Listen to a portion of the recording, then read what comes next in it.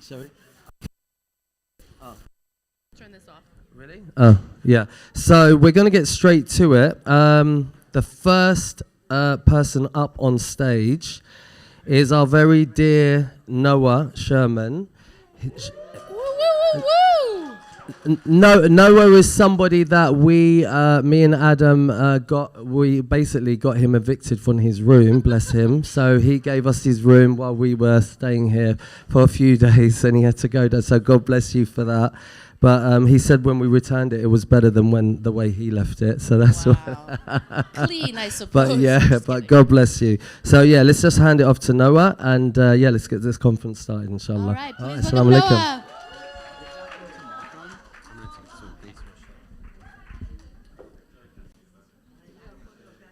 Salam alaikum, everybody.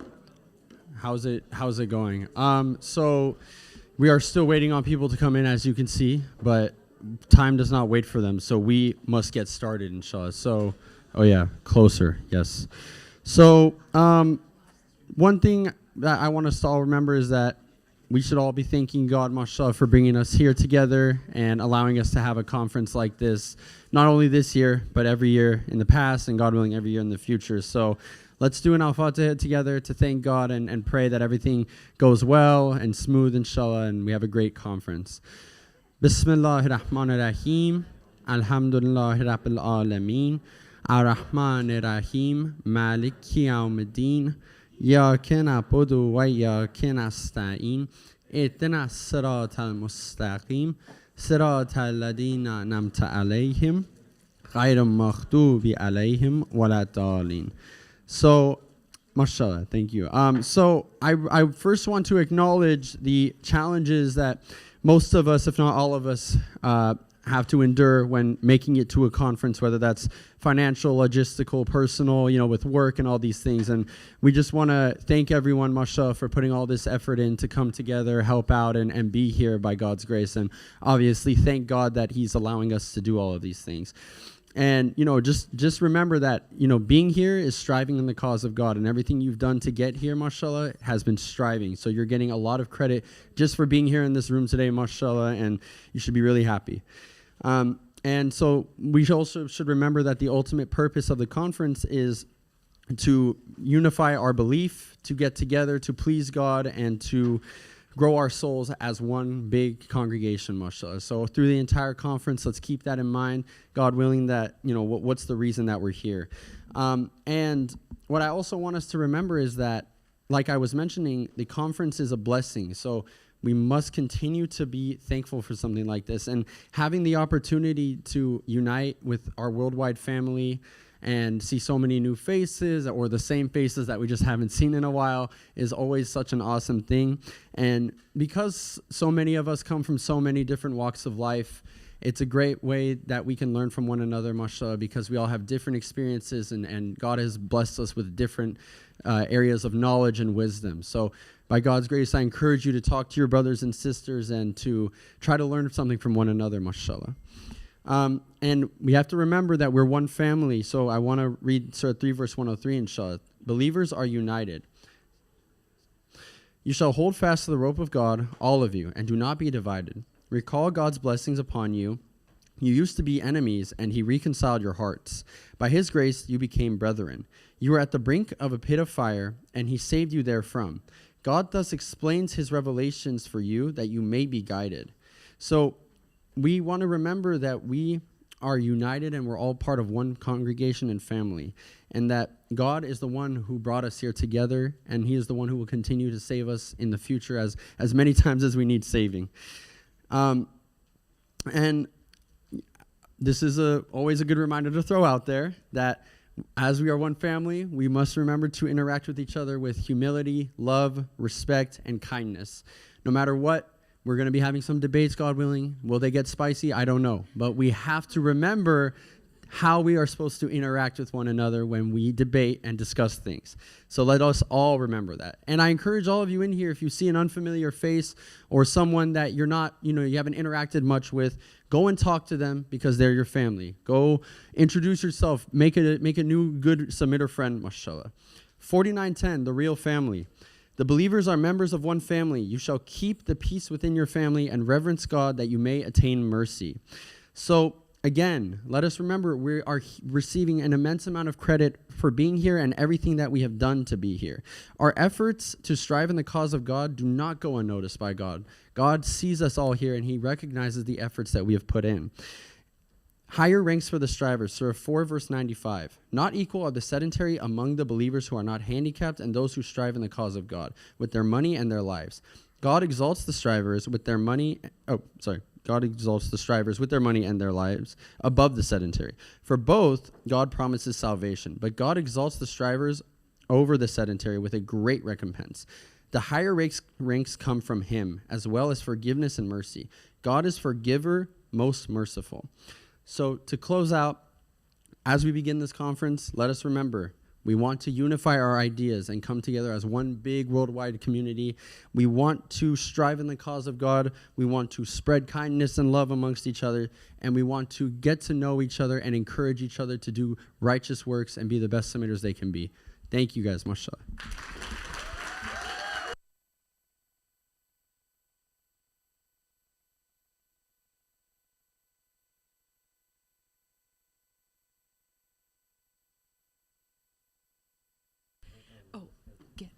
One of the other mics.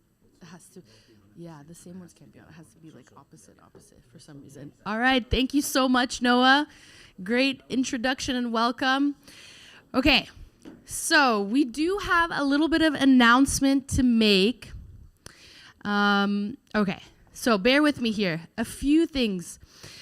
If you haven't registered yet, if you are just getting here and still need to register and check in, please check in with either Bushra or Mary M. And get that sorted, inshallah.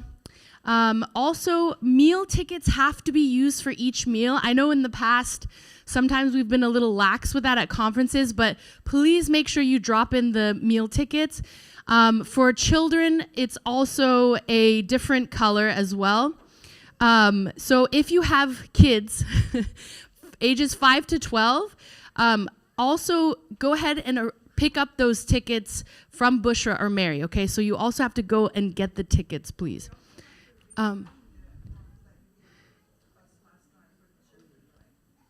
Did you? Yeah, so nobody has gotten meal tickets for kids yet. So again, if you have kids ages 5 to 12, please make sure you collect the meal tickets from Bushra or Mary McClellan. And then these last two. Parking is free today. Sure. What parking? Oh, that's not even on. Here, should I say? Sorry. Okay. I'm trying to share here. No, I'm just kidding. Okay. So also, thank God, today parking is free for all of the guests coming and going. So you don't have to worry about that anymore. I know there was a discussion about that. And then also, you see those? There's Eunice, Makan. These lovely guys over here, the tech. Please do your best. If you have questions, come to either the MCs or us. Don't bother them. They're so busy in the matrix, in the coding world. So leave them alone, please. They like it that way. I'm just kidding. Thank you. All right, so what's the time?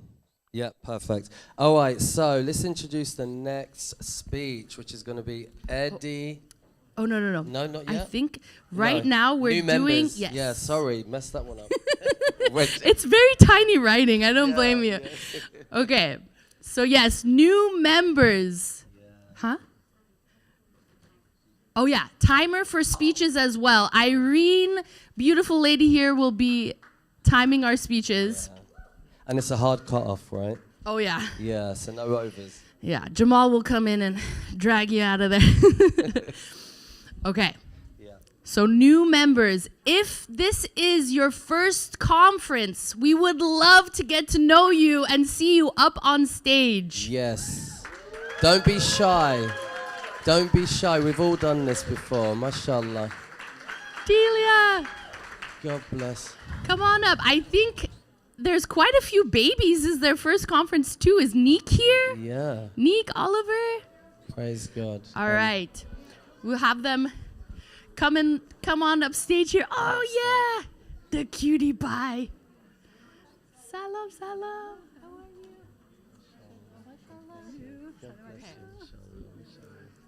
So we'll just have people So when you line come up. up, maybe just a quick intro. You know how you came into it's very quick, inshallah.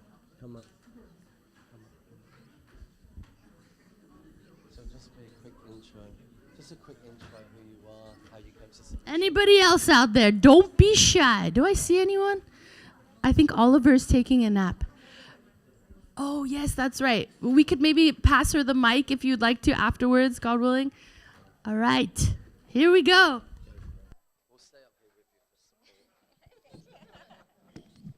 Salam alaikum everyone. My name is Sarah and this is my first annual conference, mashallah. And I'm so grateful that I'm here.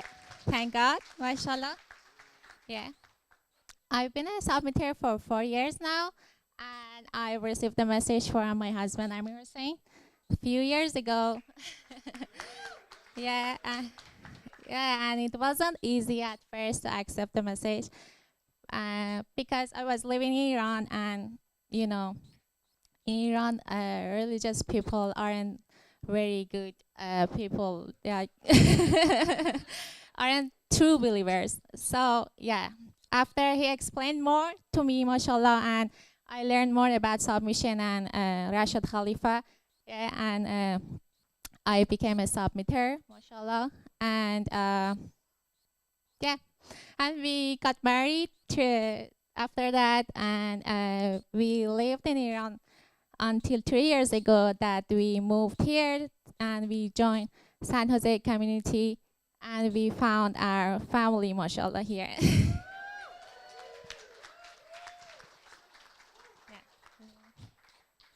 And the reason we couldn't attend last year conference, that is we were pregnant with this little boy and his name is Nick and he is 11 months.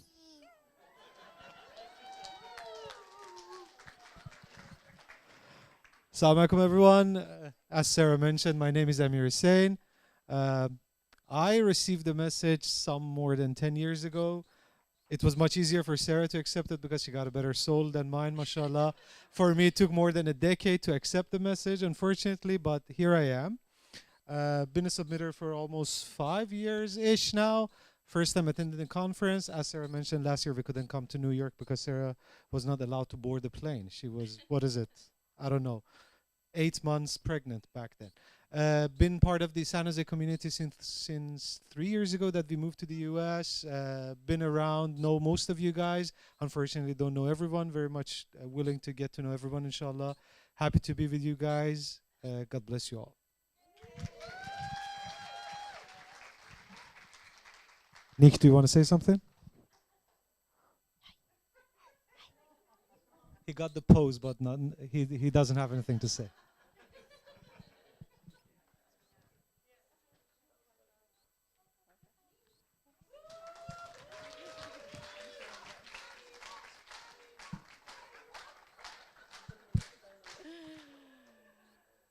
My dear, Be fine. my dear sisters and brothers, salam alaikum. I am Fariba Yarakcham from Iran's submitters community. I just want to express my deep appreciation to our Almighty God who decreed 14:7. The more you thank me, the more I give you. But if you turn unappreciative, then my retribution is severe. This year, mashallah, my prayers were answered. Despite all the odds, including travel bans for Iranians and later the war situation, by God's grace, I'm here. Praise be to God. Today, at this annual conference, I'd like to share with you that there are nearly 100 submitters in Iran living in various cities across the country. In all these places, despite pressure from the regime, Friday congregational prayers, Quran studies, and the spreading of God's message continues. More and more people, especially the younger generation, are being drawn to monotheism and submission. Praise God. As I stand here today, on behalf of the Iranian submitters, I implore our Lord that one day soon, God willing, we may have the honor of hosting you in Iran for an annual submitters conference. There freely united as one global family of submitters, we will once again glorify and praise our Almighty God together, inshallah. Thank you for your time and listening to me. Salam alaikum.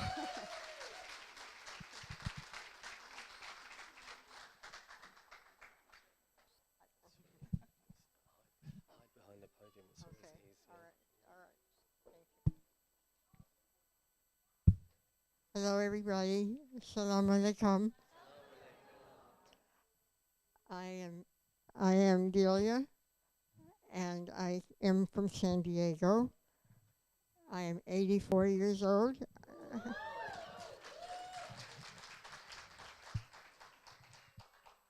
I received the message to come to submission in 2019. And I didn't even know what 19 meant. I am very proud to be able to say that I listened to my daughter. My daughter didn't listen to me. First of all, one day I asked her, "Why are you so happy?" And she said, "Mom, because I'm not going to die. I'm going to save my soul and go to heaven." And I said, "I want some of that." So I just want to share that little story with you. And so it's that easy to interest people in submission. You never know when those 4 or 5 words that you say to them might really hit the spot that they've been looking for. I was looking for God, and that's where it came from. God bless you all. Thank you. That was really cute. Well done.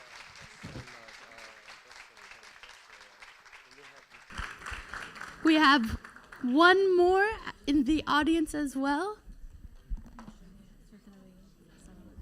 Salam alaikum. Salam alaikum. I'm very happy that we come over here. My daughter is very good, and she bring me here. I'm proud of her because he always take care of her dad and his mom. Okay. Thank you for everything. I'm very happy that come over here with all of the friends that they are good and nice. Okay.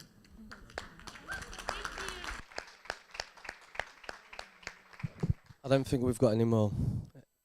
Next speech is at past. Oh, let's fill it in with another bit of a story. I did mention, well, Noah done a great intro speech about family and being united and being there for one another. And I mean, I have to just stress the point. That's exactly what Noah and the Sherman family did for me and Adam, by God's grace. When we said we were coming, they couldn't be fast enough in opening their home. You know, Noah lives pretty much in a pen suite upstairs on the top floor of his house. Gave us the whole floor, mashallah, for me and Adam. God bless him. And that's a perfect example, right? Big heart, big open homes, you know, and family all around the world is always welcome. And obviously you guys know that is the same when you guys travel this side, inshallah. So yeah, perfect example. God bless you again, brother. What we feeling? What we can do?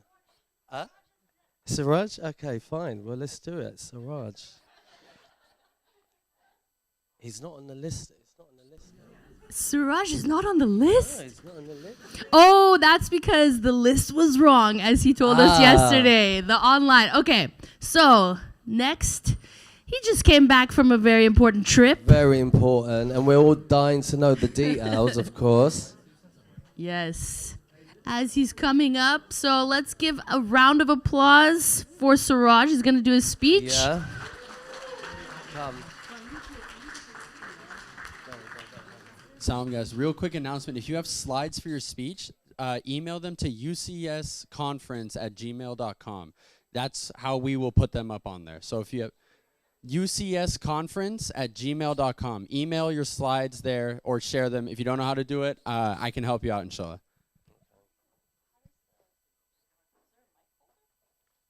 She's going to hold it, yeah. We can hold it for them.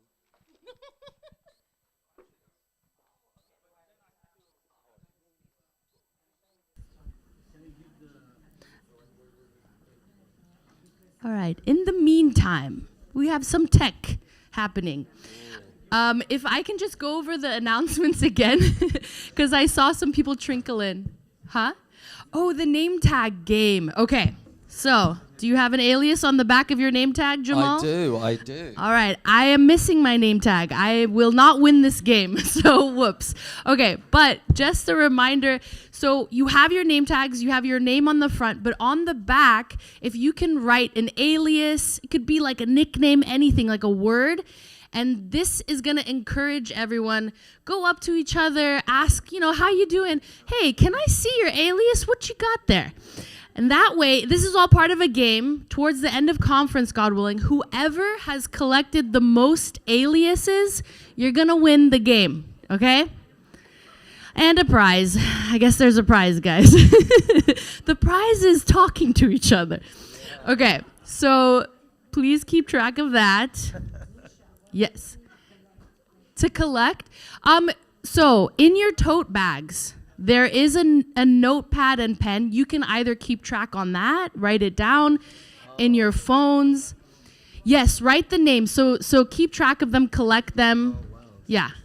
Yeah, okay. That makes sense. All right. And then also just real quick, for those who came in a little bit later, I just want to talk about the announcements for meal tickets. Okay, so please make sure you use your meal tickets. And if you have kids ages 5 to 12, you haven't received kids' meal tickets yet. Please go to either Bushra or Mary McClellan, M, over here at the front table there, looking pretty, and collect your kids' meal tickets, please. Okay, cool. If you're under 5, you're free. All right. What about any parking for tomorrow? Oh, yes. Today's fine. Yes. Parking today is free. Yeah. How's the parking tomorrow, Bushra? So from what I understood, Bushra, correct me if I'm wrong. So what I understood, if you're staying here at the hotel, you'll get a parking pass from reception with your room, which gives you in and out privileges. If you're not staying here, you'll get one parking ticket, and once you leave, you leave. That's that entry and exit done for you. So hopefully that's clear for everyone. Okay, I am getting word that there are some technical difficulties, so we will ask Lubna John if she can go before Suraj, as Suraj prepares. All right, please welcome Lubna.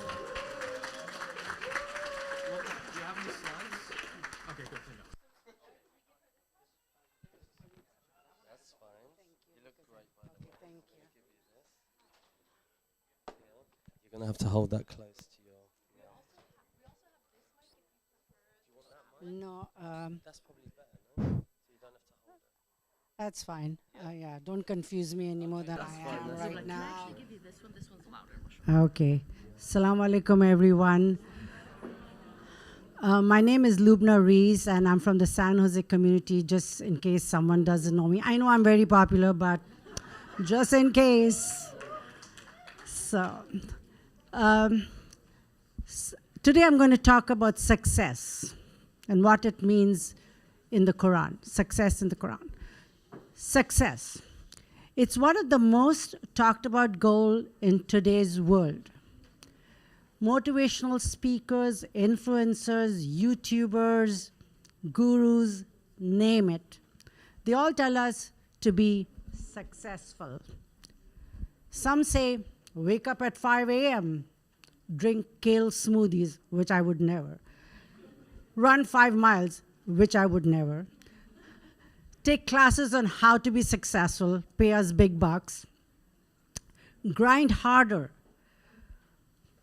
Manifest your goals. I don't even know what that means, but visualize a mansion. I could, not in San Jose, but I could. Hustle hard.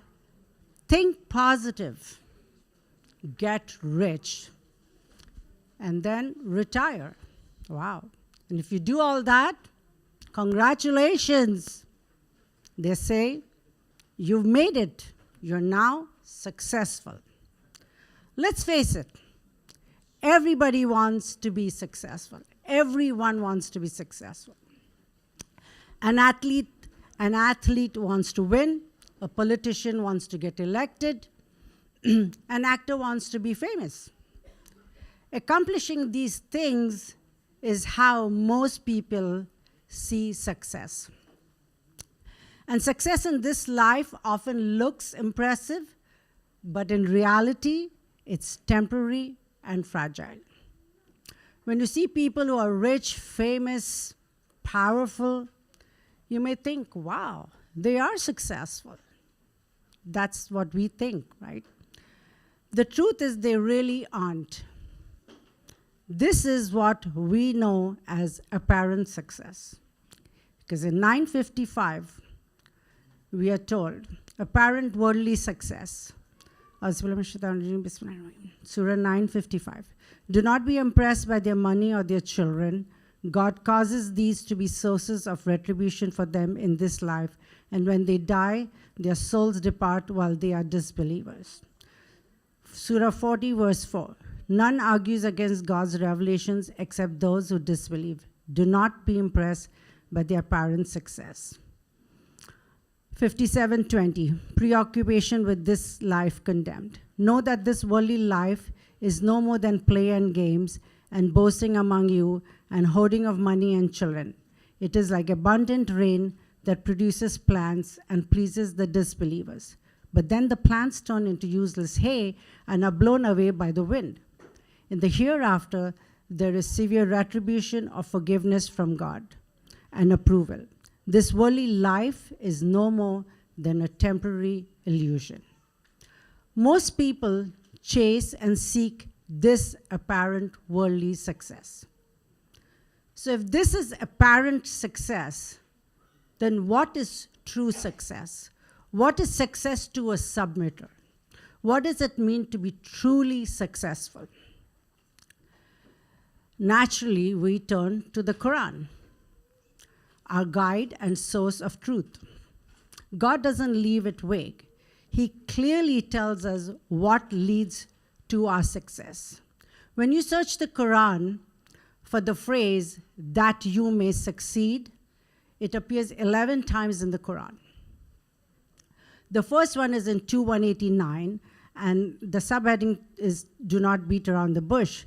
In this verse, we are told to be straightforward, that this is more righteous, and if we wish to succeed, we must observe God. The same shows up in 3:130. The subject is usury, which we are told to avoid, and again, if we observe God, we may succeed. In Surah 5:90, we are admonished to stay away from drinking and gambling and altars of idols and the games of chance. If we avoid them, we will succeed. 5:90, I'll read 5:90. Intoxicants and gambling prohibited. O you who believe, intoxicants and gambling and the altars of idols and the games of chance are abominations of the devil. You shall avoid them that you may succeed. 769 reminds us to heed God's message and be appreciative of his blessings and remember his blessings that we may succeed. You see how those verses all end in that we may succeed. So God is giving us this formula, this roadmap, mashallah. In 8:45, we are reminded to be steadfast even in the face of adversity. Surah 8:45, O you who believe, when you encounter an army, you shall hold fast and commemorate God frequently that you may succeed. In 24:31, it is a long verse, so I'm just going to summarize that. It talks about women are told to dress modestly and not attract attention to themselves and subdue their eyes and to repent to God that they may succeed. In 62:10, it says, once the prayer is completed, you may spread through the land to seek God's bounties and continue to remember God frequently that you may succeed. Success is also mentioned in Surah 23, the believers. Surah 1-11 lays out, let me just go ahead and read the verses. Surah 23:1, successful indeed are the believers who are reverent during their contact prayer salat and avoid vain talk and give their obligatory charity zakat and maintain their chastity Only with their spouses or those who are rightfully theirs do they have sexual relations. They are not to be blamed. Those who transgress these limits are the transgressors. When it comes to deposits entrusted to them, as well as any agreements they make, they are trustworthy, and they observe their contact prayer, salat, regularly. Such are the inheritors. They will inherit paradise wherein they abide forever. These verses are reminders for us and give us assurance of success. If we obey the commandments given to us by God Almighty, it will help us to purify our souls. And by purifying our soul, we get true success. Now let's look at the word succeed. When it's used without the phrase that you may succeed in the Quran, when it's mentioned in the Quran, it's always in the negative. If you see 6:21 and 10:17, it talks about who is more evil than the one who lies about God or rejects his revelations. The transgressors never succeed. 117 and 28:82 talk about the disbelievers never succeed. 10:69 says, proclaim those who fabricate lies about God will never succeed.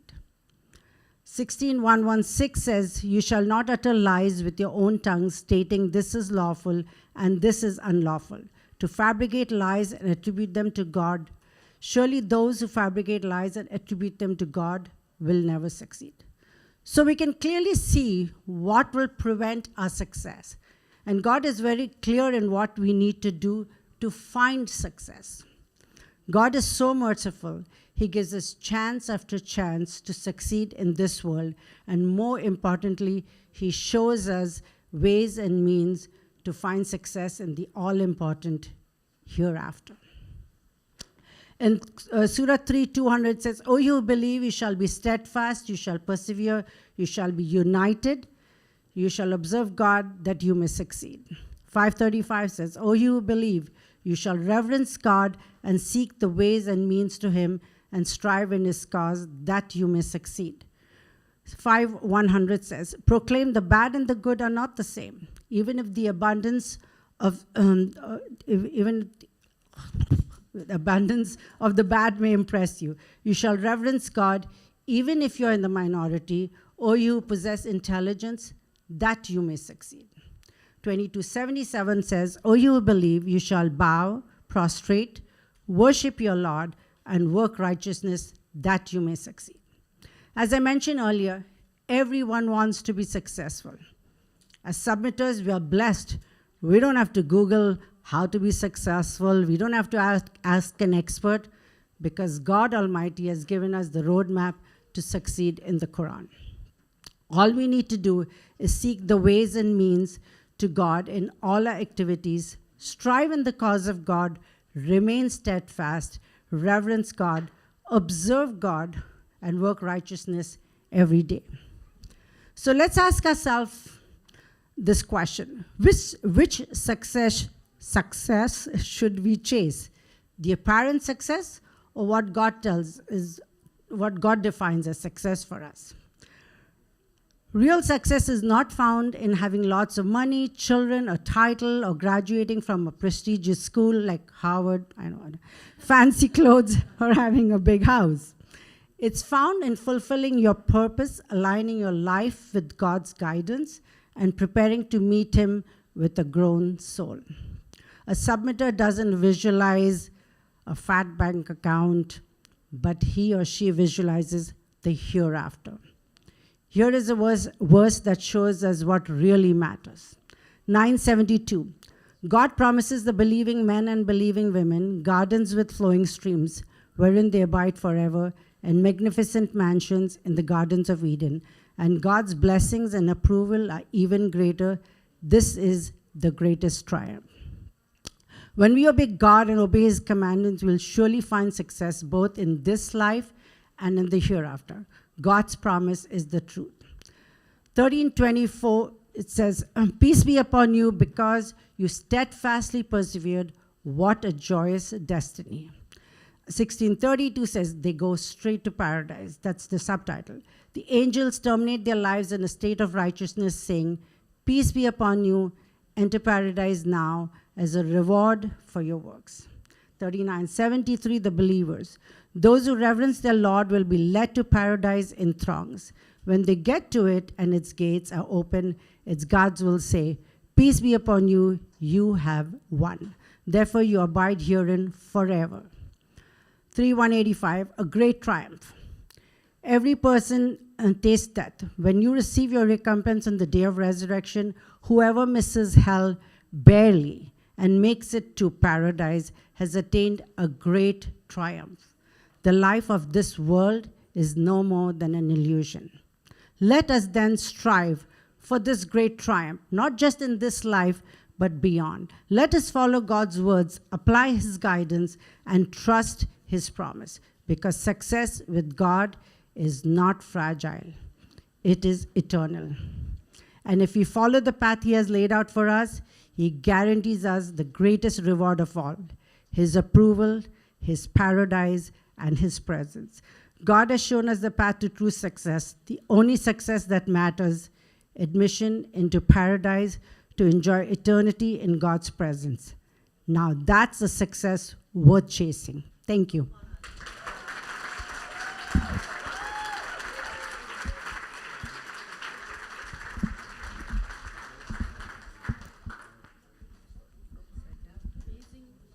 Hello, hello. Amazing speech, Lubna. Thank you so much. Oh, is there an echo? Hello. Oh, so we do have a Q&A section, comments, questions.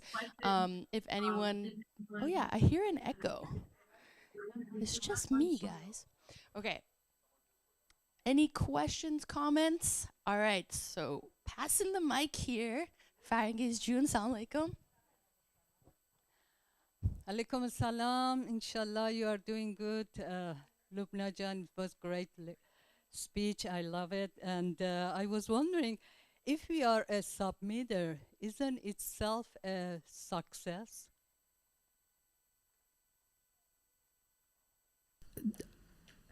Farangijan, that's a great question. And yes, it is, but that's the beginning, because there's a roadmap. You know, like if I want to say, I want to own a business, I have lots of money.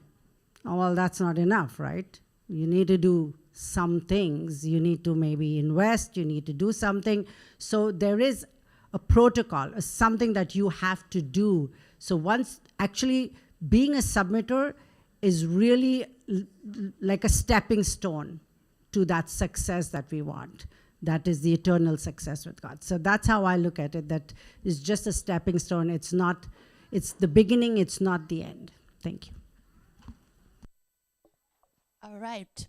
A few more questions. Also, just real quick, as a reminder or announcement, if you can, try not to enter through this door. It's a bit distracting for the speakers. Hi, Isla. I think Firuza June had her hand. 1 second. Oh, goodness. Salam alaikum, everyone. Thank you, Lubna Jan, for a beautiful speech. I really enjoyed it. It's a nice speech at the beginning of conference about success. And this is what every submitter is trying, inshallah, to get at the real success.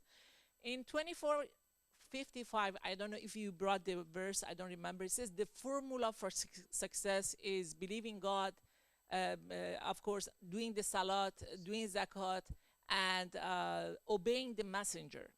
How would you see obeying the messenger has a role in our success, inshallah, not as a profession, but as a believing soul, how to depart this world?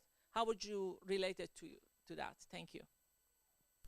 Again, that's a great question. And actually, I had thought of putting that in, but since it was going, you know how when you're trying to write a speech, there's just so many things going on. But I feel like when God actually tells us that believing in a messenger is an essential test. So if it's an essential test, it is something that you have to accept. And I think because accepting a messenger helps you kill that ego. I know I came from a traditional background, so it really took me a really long time to accept Rashad as a messenger. But once I did, I think things were so much easier. And I think I can attribute that success to me, God helping me get over that hump. And because every time Rashad said something, I would have in my mind objected maybe or said, but I don't know if I do. But once I actually, and I prayed to God really hard to help me with that. And I think when I did, everything now that he says, obviously it's from the Quran, I do my best to follow it. He's made things easy and simple for us. So I think by following or obeying the messenger, you definitely would achieve success. Thank you.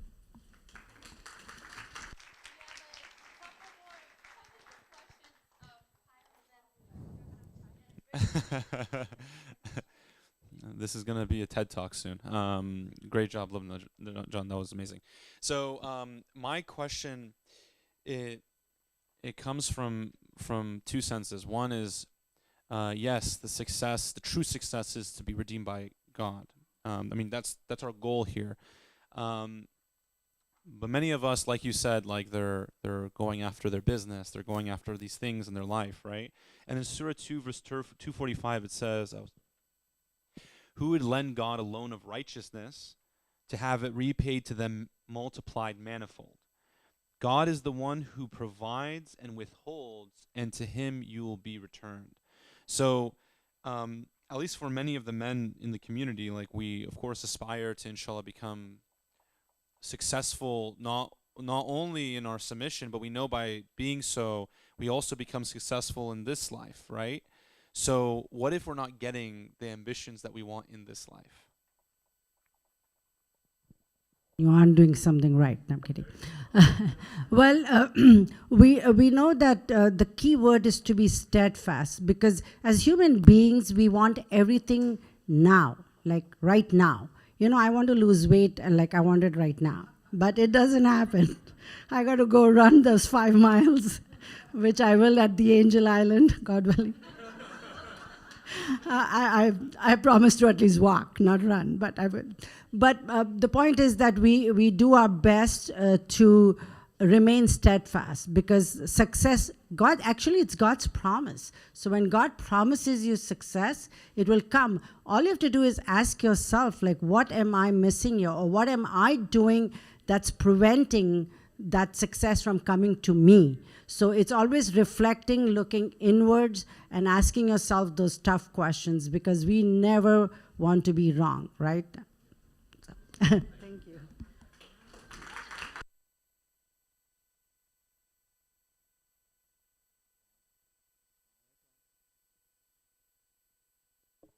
Hello. Hello. Assalamu alaikum, Lubna. How are you? MashaAllah. Very good speech. Mine's more of a comment. And I was just reflecting while you were giving your speech, like you were talking about in the beginning, you know, how people chase the wrong things. And I tend to watch a lot of TikTok. And you know, like there's always this new like health craze that people just jump on. And it's also important for us submitters to not like believe in the hype, like because they always like sell you this idea like if you do this, like I'll give you an example. I almost bought a juicer because everyone was trying to drink celery juice at one point, and they were like, your mood will be better, your digestive, you'll be clean, you'll be this. And it's just like you're gonna get superpowers. I'm just like, yo. But it's important for us submitters not to be, like you said in your speech, that's not what fixes you. That's not what true success is. Like, but they sell you that idea, and you know, Satan can make you think that you need this, but no, you don't need this. You just need to, you know, follow God, and that's it, and that's all we need to do. So thank you. God bless you. Yeah, thank you. That's a great comment that you made, and I totally agree that we have to focus on the real success. Thank you, everyone.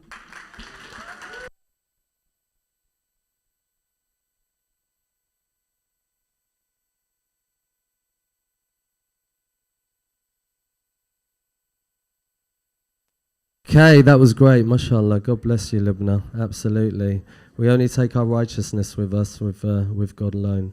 Okay, so the next speaker is going to be Siraj. This is going to be quite a big and important topic. He will explain. I've definitely been dying to hear all the details on this one, so I won't keep the suspense going. So please hand it off to Siraj, God willing. Yeah.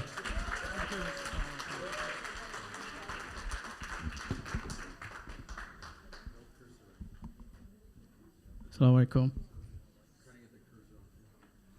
What should I do? You should look beautiful. So let me know when.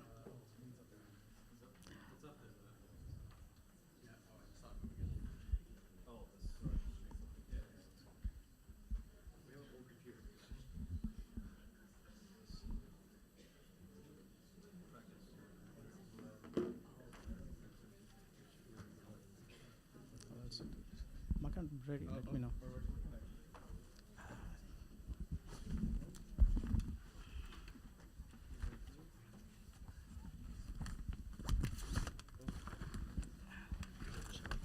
Yeah.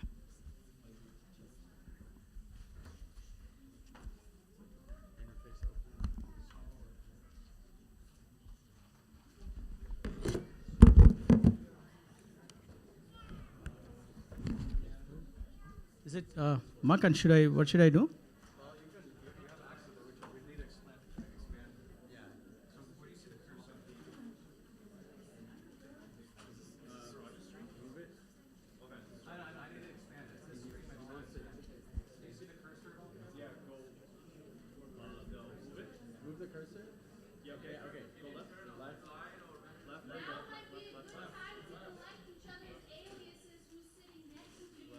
Me or Makan?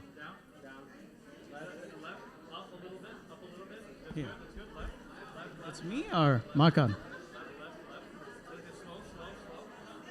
Fatiha.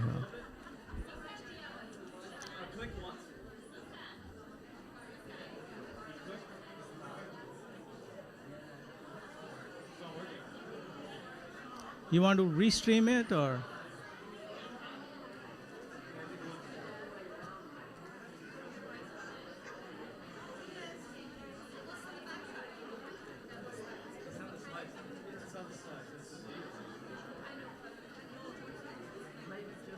So I have. Which one?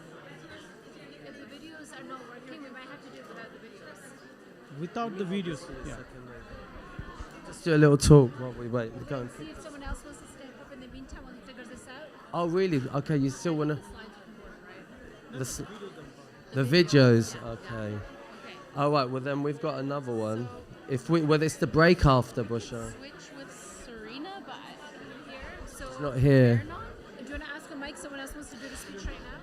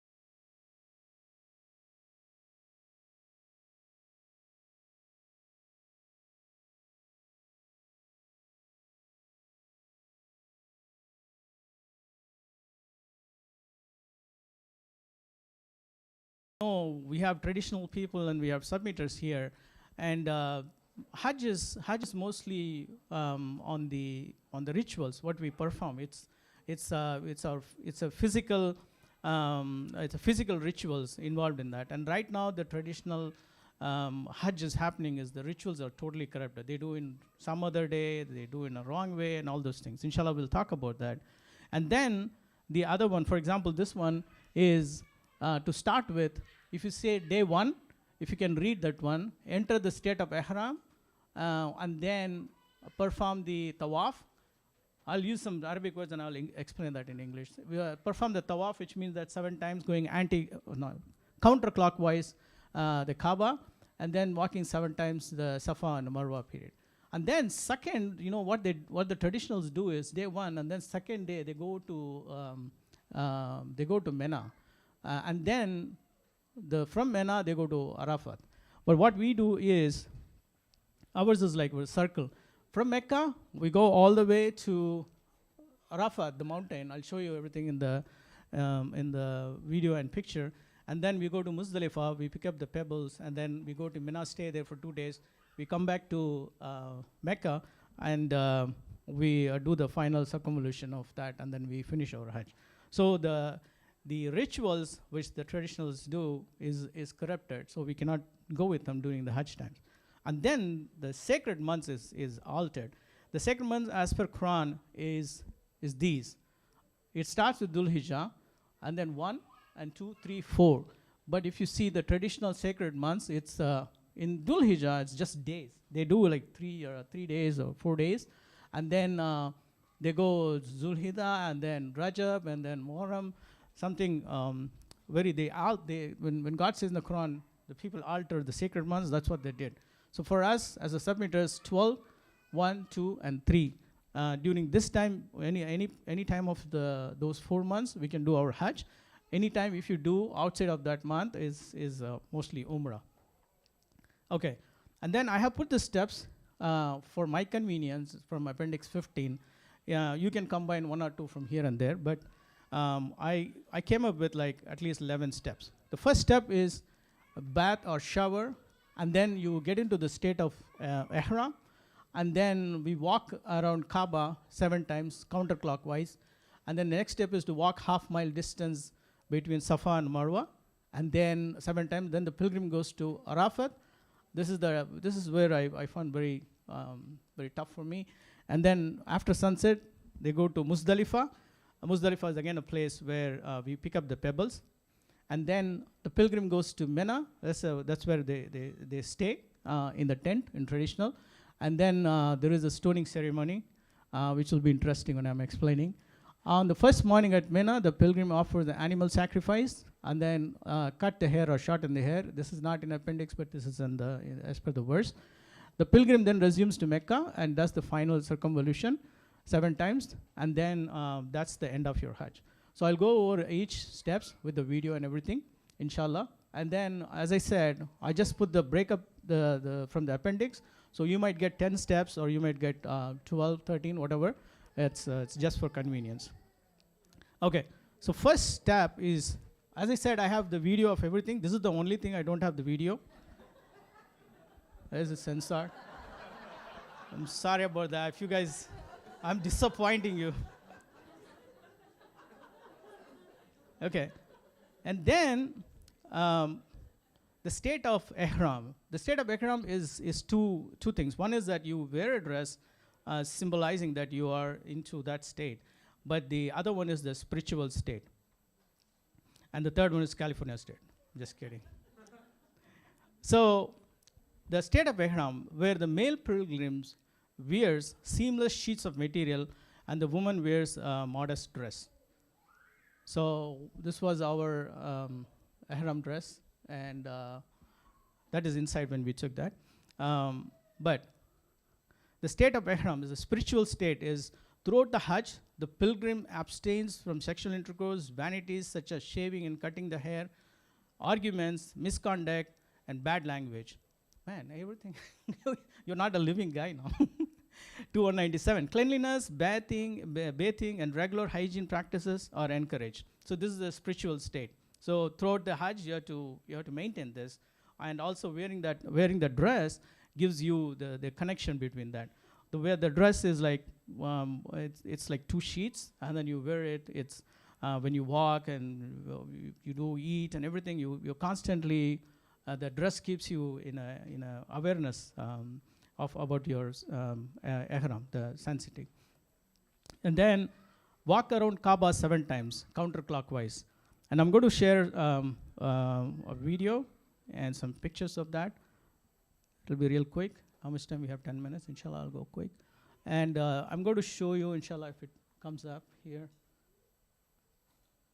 Okay, so this is the first view. I have three more pictures. So this is the clock tower where we stayed, and there are other hotels out there. But when you have to enter the Kaaba, so this is the Kaaba. So this is different ways of entering the Kaaba. These are the gates. So in case, why I'm telling you is this, because when you are getting lost, you have to tell that which gate you are staying, okay? And then I'm going to straight go into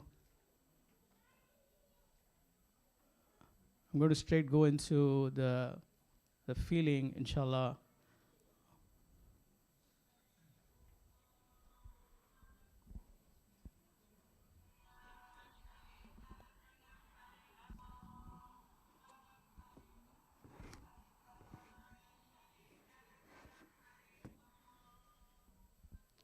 So you see this, right? So when we entered the first time, and it was all closed, and the first time we entered it, we felt overwhelmed about it when we were seeing this the first time. This is the actually second time we are seeing. 14 years before we went there for Umrah, and after 14 years, the soul has grown much better. So I would like to play this again. It's so when you go enter, if you go outside the 4 months, you will find mashallah empty like this. Otherwise, you will not be able to see. You have to see from this. So this is inside.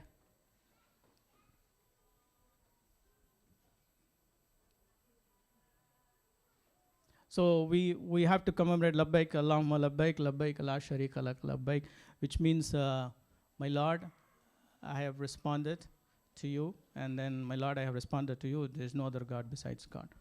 So this is the Mecca, and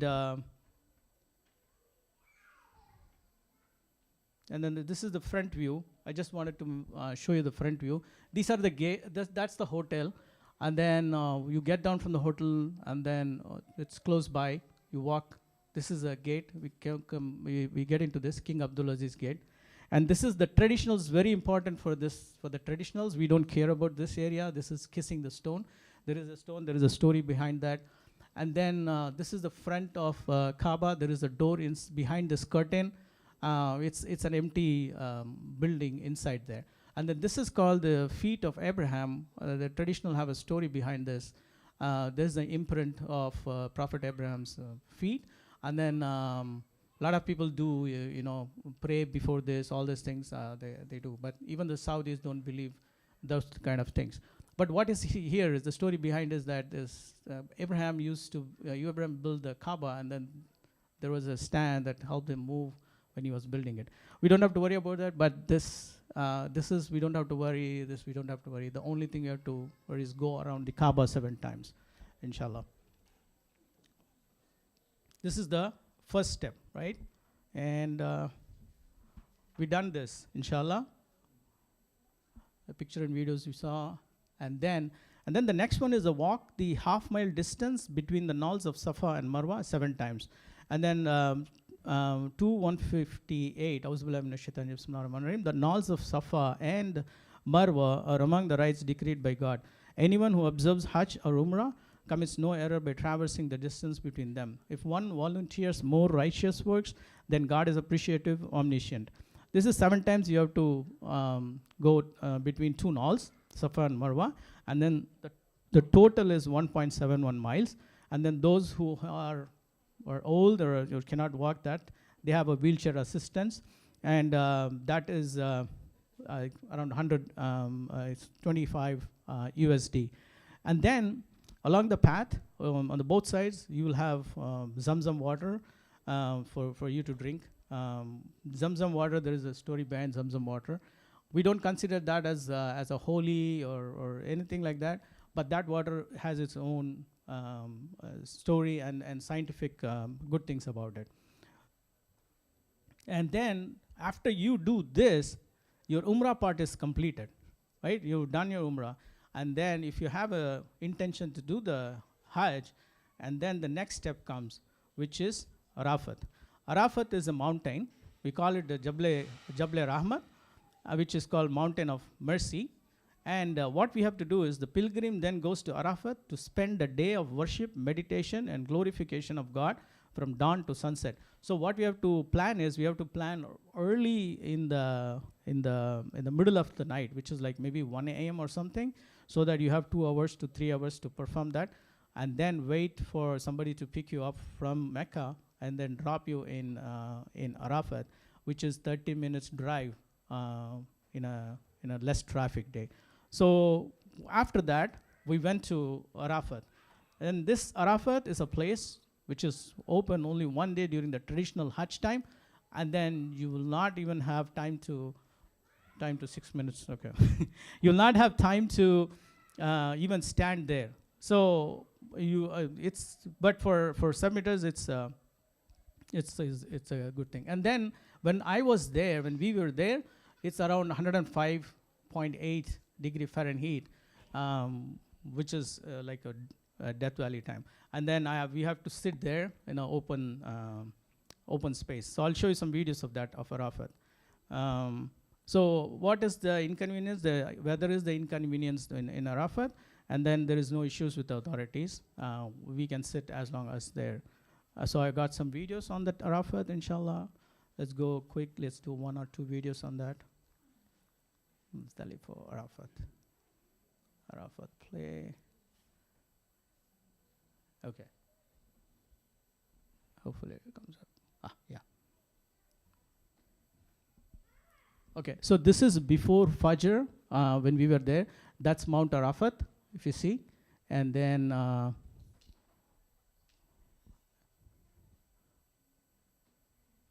that's Mount Arafat. And then we were staying in, I'll show you.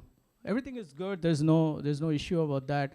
This is the WC is called washroom closet.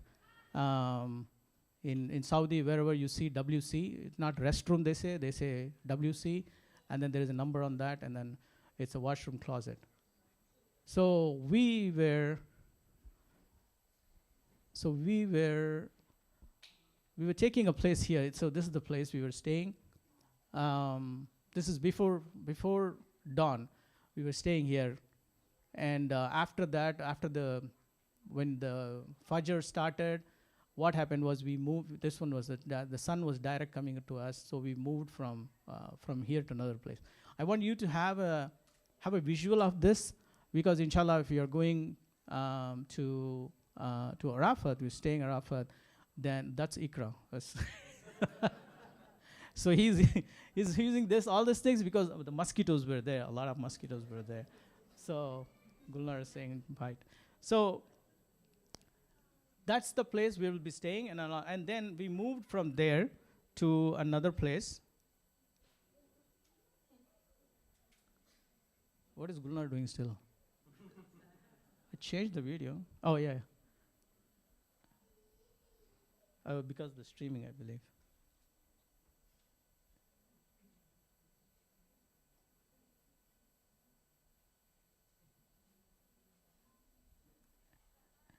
Okay. So this is after that we moved to this place, and then we have a carpet here, and don't go with the air. That's also hot.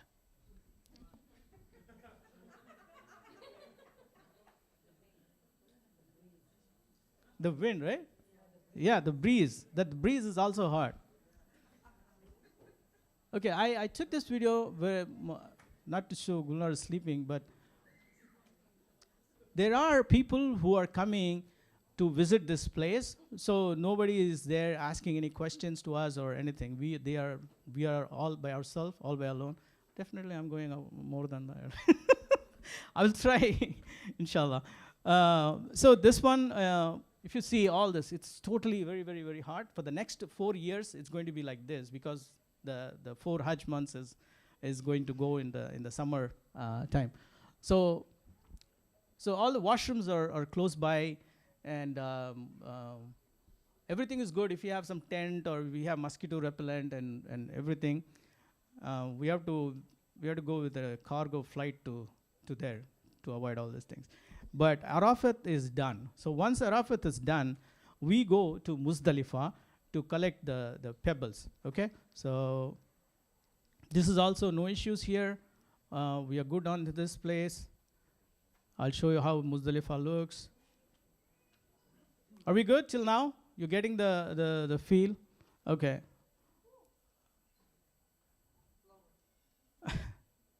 So this is Muzdalifah.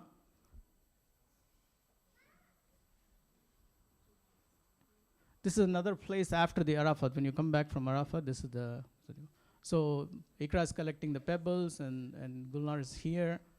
And if you see, there's no one there. It's totally empty. No one comes to this place at this point of time. Okay, so, and then we collect pebbles. So don't be hard on Satan, just, this is okay.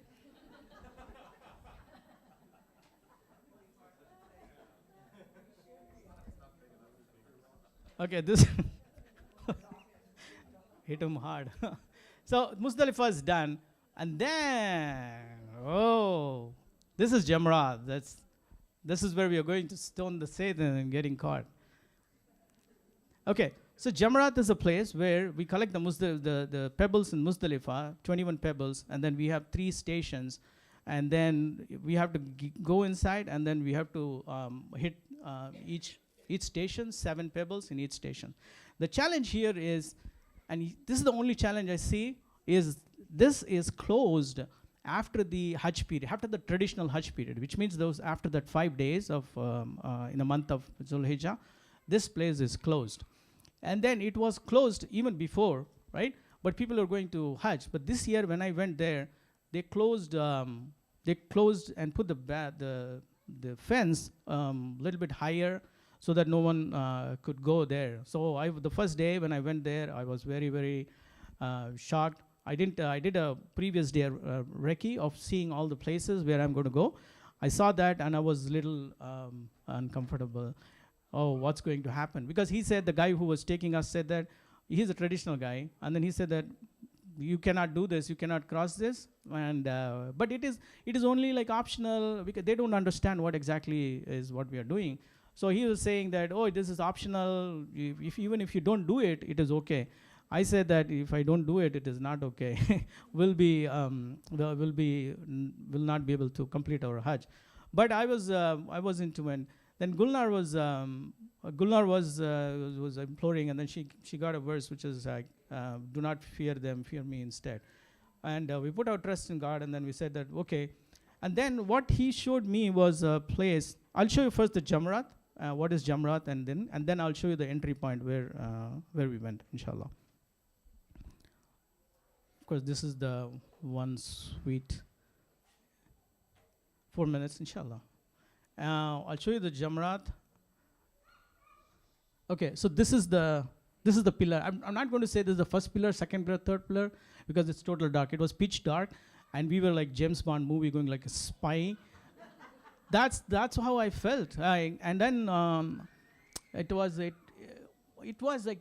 somewhere far there was the light, and we are the only three individuals, 3 Hajis wearing ihram and then walking in a place. It's pitch dark, and so this is second or third, I don't know, but we took. This is what it's showing. If you could see, there's a 3 Jamrat, 1, 2, 3. You have to stone that. And then that's the ritual, okay? And this is another one.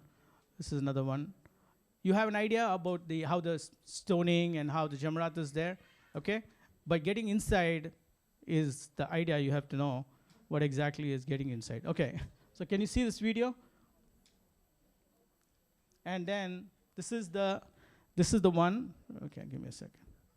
Okay, I'll stop this here. So you see this, and then it was like this. Okay, so you can easily jump and cross the fence and you can go inside. That is the place where it says Jamrat. You see Jamrat up there. And then people used to walk inside, and then after 10 minutes of walk, you will find that first pillar, second pillar, third pillar, okay? But right now, you look at this. This is the concrete, and then on the top of concrete, there is a pole, and then the top, this is the hard wire. So when you pack for Hajj, pack for the cutter. And then, wire cutter, yeah. Okay, so you see this?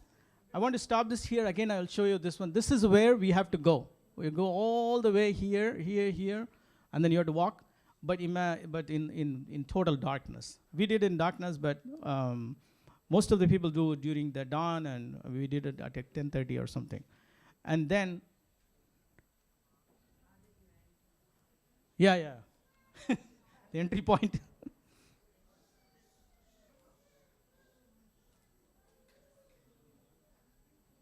You see this? I'm just showing where we have to walk all the way, but the main point is the entrance point. Yeah, inshallah.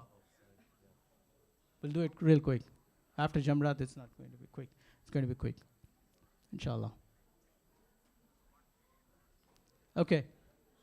So this is, you see this place, the two things which is joining here, this is where we entered.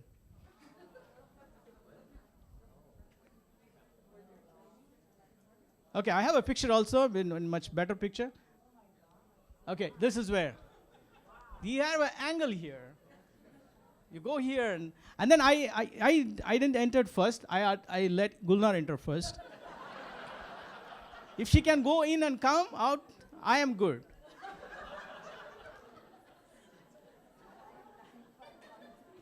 Yeah. Now you see a little bit more. You have space. Okay. So it's not. It doesn't end here. Let me go here quick. 35 seconds. Okay. This is the other picture I wanted to show, and okay. Yeah. So this is where we entered. We did our thing, and then we did our rituals. When we were coming back, the security guard caught us. And he was like, what are you doing here? And then we said that we are here to do this. And he said, this is closed. You cannot come here. And then he asked me, where are you from? And then he took my passport pictures and everything. And then he drove me back to where I came back. 10 minutes of drive, 5 minutes, 10 minutes of walk. He saved me.